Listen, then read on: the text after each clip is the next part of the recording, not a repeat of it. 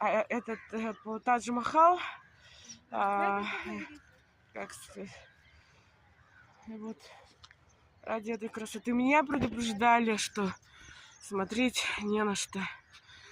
Так, такие же мечети у нас стоят в России, красивее.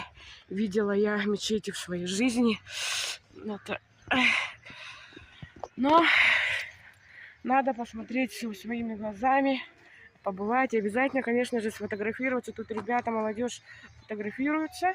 А попрошу сейчас, чтобы сфотографировали и срочно просто уезжать из этого города. Просто не могу, что я отравилась этими парами. Видите, вот дым. Это не просто дым там вечерний там или от влаги. Это дым от смога. Он режет глаза.